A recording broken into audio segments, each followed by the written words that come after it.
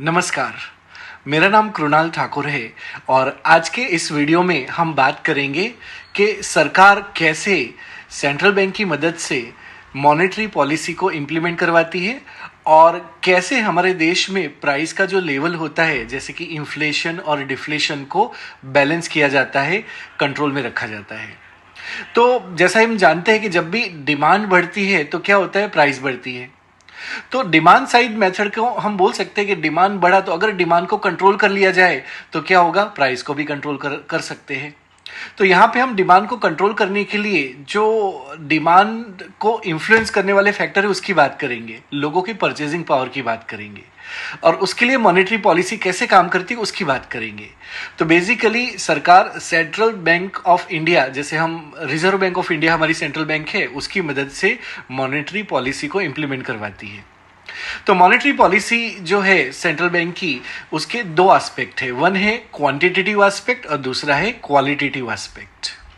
Quantitative aspect का मतलब है कि जो लोन डिस्ट्रीब्यूशन होता है कितना होता है, like quantity of money supply की बात की जाती है।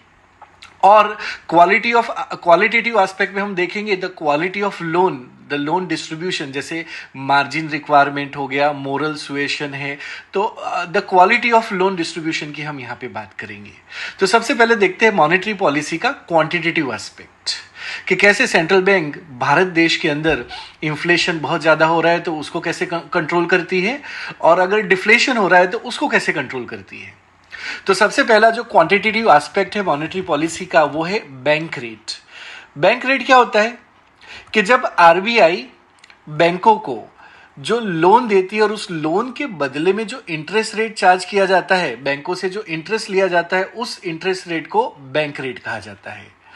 तो बैंक रेट जो है वो कमर्शियल बैंकों से लिया जाता है, इंटरेस्ट रेट लिया जाता है और उसके फर्दर क्या होता है कि जो हमारी बैंक है वो लोगों को लोन देती है और जब लोगों को लोन देती है तो उस पे जो वो इंटरेस्ट चार्ज करती है, लोगों से जो इंटरेस्ट चार्ज किया जाता है बैंकों के द्वारा, उसे मार्केट रेट ऑफ इंटरेस्ट कहा जाता है। तो हम बोल सकते हैं कि अगर बैंक रेट बढ़ेगा तो क्या होगा, मार्केट रेट ऑफ इंटरेस्ट बढ़ेगा और अगर बैंक रेट घटेगा तो हो सकता है कि मार्केट रेट ऑफ इंटरेस्ट भी घटे। अब यहीं पे हम इन्फ्लेशन को लागू करते हैं कि अगर देश के अंदर इन्फ्लेशन का रेट बहुत ज़्यादा बढ़ रहा होता है, महंगाई बढ़ रही होती है, मतलब प्राइस रेट बहुत ज़्यादा बढ़ रहा होता है, तो उसको कंट्रोल करने के लिए RBI, reserve bank of India जो है वो बैंक रेट को बढ़ा देती है। जब बैंक रेट को बढ़ाएगी तो क्या होगा, बैंक रेट अगर बढ़ता है मतलब जो बैंकों को पैसा मिलेगा आरबीआई से लोन के फॉर्म में, उसके ऊपर आरबीआई को ज़्यादा पैसा देना पड़ेगा। बैंक जो है वो आरबीआई को ज़्यादा इंटरेस्ट रेट पे करेगा। तो ज्यादा इंटरेस्ट रेट पे करेगा तो इसका मतलब है अभी कम इंटरेस्ट रेट पे लोगों को वो नहीं दे सकता है लोन।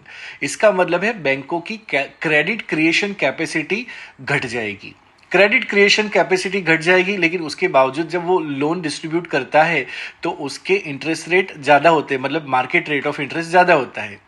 तो लोगों को लोन कॉस्टली पड़ता है, इसे डियर मनी कहा जाता है कि जब भी लोन हाई इंटरेस्ट रेट और टफ कंडीशन, डिफिकल्ट कंडीशन के ऊपर डिस्ट्रीब्यूट होता है तो उसे डियर मनी कहा जाता है। तो लोगों को जब लोन डिस्ट्रीब्यूशन होता है, लोन ऑफर किया जाता है और उसका इंटरेस्ट रेट हाई होता है तो लोग ज़्यादा लोन लेना प्रेफर नहीं करते हैं। इसका मतलब है लो लोन डिस्ट्रीब्यूशन होता है, लोन का डिस्ट्रीब्यूशन ज़्यादा हो नहीं सकता है। अब यहाँ पे क्या होता है, जब लोगों को ज्यादा लोन मिलेगा नहीं या बहुत हाई इंटरेस्ट रेट पे मिलता है तो लोगों का परचेजिंग पावर कम हो जाता है कि लोगों के पास पैसा नहीं है और लोन भी नहीं मिल रहा है। तो परचेजिंग पावर ऑफ पीपल अगर डिक्रीज हो जाता है तो लोगों की डिमांड कंट्रोल हो जाएगी, डिमांड घट जाएगी और जब लोगों की डिमांड घट जाती है तो जो इन्फ्लेशन हो रहा था उसके ऊपर भी एक कंट्रोल लग जाता है। So it will control on the inflation और इन्फ्लेशन काबू करना ही तो एक लक्ष्य था यहाँ पे। तो बैंक रेट को बढ़ाने से इन्फ्लेशन काबू में आता है, ये हमने यहां पे देखा। लेकिन उसका एक साइड इफेक्ट भी है कि जब लोन कॉस्टली हो जाता है, बैंक रेट बढ़ा, लोन कॉस्टली हो गया, तो उसका इम्पैक्ट जो है वो इन्वेस्टमेंट के ऊपर भी पड़ता है, क्योंकि जो लोग लोन लेके जो बिजनेस स्टार्ट करने वाले होते हैं, इन्वेस्टमेंट करने वाले होते हैं, उनको भी तो हाई इंटरेस्ट रेट पे करना पड़ता है और ऐसे में ज्यादातर लोग इन्वेस्टमेंट नहीं करते, लोन लेके इन्वेस्टमेंट नहीं करेंगे। लोन लेके इन्वेस्टमेंट नहीं करेंगे मतलब इन्वेस्टमेंट के ऊपर नेगेटिव इंपैक्ट अगर पड़ता है तो इन्वेस्टमेंट का नेगेटिव इम्पैक्ट करेगा जो प्रोडक्शन है उसके ऊपर। तो प्रोडक्शन भी नेगेटिव हो जाएगा, प्रोडक्शन का ग्रोथ ज़्यादा, अगर प्रोडक्शन ज़्यादा नहीं होता है तो ग्रोथ जो है वो भी इम्पैक्टेड हो जाता है, तो हाई ग्रोथ नहीं होगा। और जब हाई ग्रोथ नहीं होता है या प्रोडक्शन कम हो जाता है तो हम बोलते हैं कि ये इकोनॉमी स्लो डाउन में चली गई है, इकोनॉमिक एक्टिविटी घट रही है देश में, और इसे स्लो डाउन और रिसेशन की सिचुएशन उत्पन्न हो सकती है यहाँ पे। तो बैंक रेट बढ़ाने से इन्फ्लेशन तो काबू में आ जाएगा, लेकिन ये भी डर रहता है कि ज्यादा अगर बढ़ा दिया बैंक रेट, इन्फ्लेशन तो काबू हो गया लेकिन रिसेशन भी आ सकता है। दूसरी तरफ अगर देखें, अगर देश में प्राइस लेवल बहुत घट रहा होता है तो उसे हम बोलते हैं डिफ्लेशन हो रहा है, अवस्फीति मतलब डिफ्लेशन हो रहा है, ऐसा बोल सकते हैं। डिफ्लेशन को नियंत्रण करने के लिए आरबीआई जो है वो बैंक रेट को घटा सकती है। जब बैंक रेट घटा देगी तो क्या होगा, मार्केट रेट भी घट जाएगा, और अगर मार्केट रेट घट जाता है तो credit creation capacity of the bank बढ़ जाती है, लिक्विडिटी बढ़ जाती है। लिक्विडिटी बढ़ जाएगी, लोगों को लोन मिलेगा, सस्ता लोन भी मिल सकता है, तो इसे चीप लोन कहा जाता है। जब लोगों को सस्ता लोन मतलब लो इंटरेस्ट रेट पे लोन मिलता है और कंडीशन भी आसान होती है तो उसे चीप लोन कहा जाता है। और देश में जब चीप लोन ज्यादा हो जाते हैं, ज्यादा लोन डिस्ट्रीब्यूट होते हैं लो इंटरेस्ट रेट पे, तो लोग ज्यादा से ज्यादा लोन लेंगे और परचेज करने की कोशिश करेंगे। तो यहाँ पे हाई लोन डिस्ट्रीब्यूशन देखा जाता है, लोगों का परचेजिंग पावर जो है वो बढ़ जाता है और लोगों की डिमांड भी बढ़ जाती है, और ऐसे फिर से इन्फ्लेशन आ सकता है जिसे रिफ्लेशन कहा जाता है। और यहां हम देख सकते हैं कि ये डिफ्लेशन को कंट्रोल कर रहा है। तो बैंक रेट को बढ़ाने से इन्फ्लेशन को कंट्रोल किया जाता है, और डिफ्लेशन को कंट्रोल करना है तो बैंक रेट को यहां पे घटाया जाता है। तो ये तो हो गई बैंक रेट की बात। अब बात करते हैं मॉनेटरी पॉलिसी के दूसरे क्वांटिटेटिव टूल्स के बारे में, और वो है कैश रिजर्व रेशियो।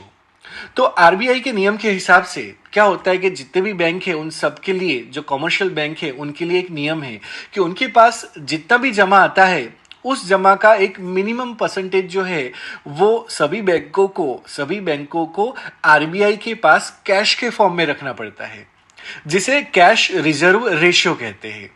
अब इसका मतलब है कि अगर कैश रिजर्व रेशियो अगर बढ़ाया जाता है तो क्या होगा कि बैंकों के पास जो लोन लेने लायक या लोन देने लायक, जो बिजनेस करने लायक जो रकम रहेगी, जो फंड रहेगा वो कम हो जाएगा, और कम हो जाएगा तो उसका इंपैक्ट हो सकता है।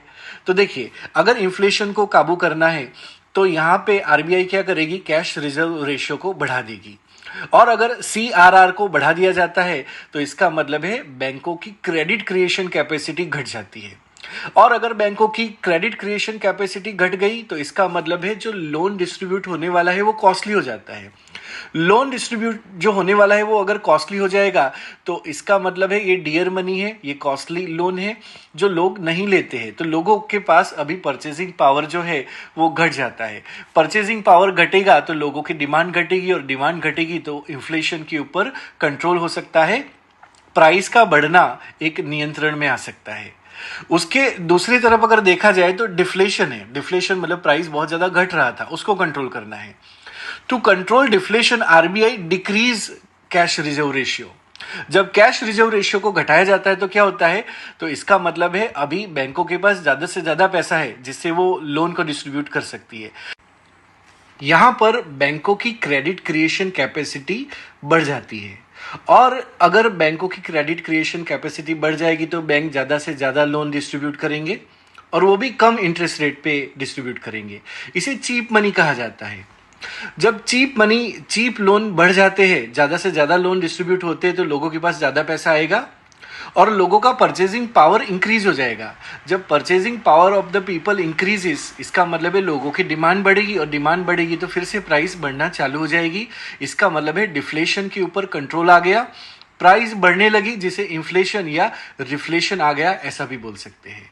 तो इस तरीके से हम देख सकते हैं कि जब भी इन्फ्लेशन को काबू करना होगा तो आरबीआई कैश रिजर्व रेशियो को बढ़ा देगी, और जब डिफ्लेशन को काबू करना होगा तो आरबीआई कैश रिजर्व रेशियो को घटा देगी।